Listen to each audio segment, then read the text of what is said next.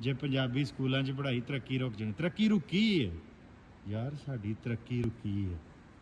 ਅਸੀਂ ਇੱਥੇ ਮਜ਼ਦੂਰੀ ਕਰ ਰਹੇ ਹਾਂ, ਸਾਡੇ ਮੁਲਕ 'ਚ ਮਜ਼ਦੂਰੀ ਦੀ ਵੀ ਕੋਈ ਤਰੱਕੀ ਹੋ ਰਹੀ ਹੈ 76 ਸਾਲ 'ਚ। ਚਲੋ 1833 ਦੇ ਵਿੱਚ ਲਾਰਡ ਮਕਾਲੇ ਨੇ ਇੰਗਲਿਸ਼ ਨਿਜ਼ਾਮੇ ਤਲੀਮ ਨਾਫਜ਼ ਕੀਤਾ ਸੀ, ਉਦੋਂ ਦੀ ਤਰੱਕੀ ਰੁਕੀ ਹੈ। 200 ਸਾਲ ਤੋਂ ਤਰੱਕੀ ਰੁਕੀ ਹੈ, ਥੱਲੇ ਜਾ ਰਹੇ ਹੋ। ਲੇਕਿਨ ਗੁਲਾਮ ਇੰਨਾ ਵੀ ਨਹੀਂ ਸੋਚ ਸਕਦੇ ਕਿ ਆਪਣੀ ਜ਼ਬਾਨ ਦੇ ਵਿੱਚ ਤੁਹਾਨੂੰ, ਆਪਣੀ ਜ਼ਬਾਨ 'ਚ ਤੁਹਾਂ ਇਲਮ ਤੇ ਹੁਨਰ ਸਿੱਖਣਾ ਹੁੰਦਾ, ਜ਼ਬਾਨ ਨਹੀਂ ਸਿੱਖਣੀ ਹੁੰਦੀ।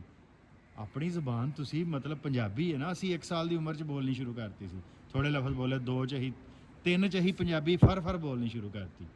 ਫਰ ਜਿਹਨੂੰ ਆਂਦੇ ਨੇ ਨਾ ਫਰ, ਉਹ ਬੋਲਣੀ ਸ਼ੁਰੂ ਕੀਤੀ। ਤੇ ਜੇ 5ਵੀਂ 6ਵੀਂ ਕਲਾਸ 'ਚ ਸਾਨੂੰ ਪੰਜਾਬੀ 'ਚ ਪੜ੍ਹਾਉਣਾ ਸ਼ੁਰੂ ਕਰਦੇ, 15 ਸਾਲ ਦੀ ਉਮਰ 'ਚ ਦੁਨੀਆ ਜਹਾਨ ਦਾ ਜੋ ਪੜ੍ਹਾਉਂਦੇ ਸਾਨੂੰ ਟੈਨਸ਼ਨ।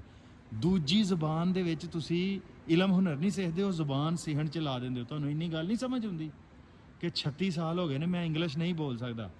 ਤੁਹਾਡੇ ਤੋਂ ਚੰਗੀ ਬੋਲ ਲੈਣਾ, ਫੇਰ ਨਾ ਆਖਿਓ ਕਿ ਨਹੀਂ ਬੋਲ ਸਕਦਾ। ਉਨੀ ਨਹੀਂ ਬੋਲ ਸਕਦਾ ਜਿੰਜ ਮੈਂ ਪੰਜਾਬੀ ਬੋਲਣਾ। 7 ਬੈਂਡ ਨੇ ਮੇਰੇ ਬਾਰ-ਬਾਰ ਤੁਹਾਨੂੰ ਯਾਦ ਕਰਾਉਣਾ ਪੈਂਦਾ, ਤੁਸੀਂ ਨਹੀਂ ਇੰਗਲਿਸ਼ ਬੋਲ ਸਕਦੇ ਯਾਰ। ਨਾ ਤੁਹਾਨੂੰ ਇਲਮ ਆਇਆ, ਨਾ ਹੁਨਰ ਆਇਆ, ਨਾ ਇੰਗਲਿਸ਼ ਆਈ ਹੈ। ਕੀ ਖੱਟਿਆ ਜੇ? ਸੋਚੋ ਯਾਰ, ਮੇਰੇ ਸਵਾਲਾਂ ਦਾ ਕੋਈ ਜਵਾਬ ਤੇ ਦਿਓ। ਅੱਗੋਂ ਤੁਸੀਂ ਕੋਈ ਬੁਰਾ ਕਹਿਣਾ ਸ਼ੁਰੂ ਕਰ ਦਿੰਦਾ, ਕੋਈ ਆਂਦਾ ਮਾਸ਼ਾਅੱਲਾ ਭਾਈ ਬੜੀਆਂ ਚੰਗੀਆਂ ਗੱਲਾਂ ਕਰ। ਨਾਲ ਰਲ ਕੇ ਯਾਰ ਤੁਸੀਂ ਵੀ ਆਵਾਜ਼ਾਂ ਚੁੱਕੋ ਕਿ ਬਸ ਕਰੋ ਯਾਰ, ਸਾਨੂੰ ਇੱਕ ਗੈਰ ਜ਼ਬਾਨ ਸਿਖਾਉਣਾ, ਸਾਨੂੰ ਇਲਮ ਸਿਖਾਓ, ਸਾਨੂੰ ਹੁਨਰ ਸਿਖਾਓ।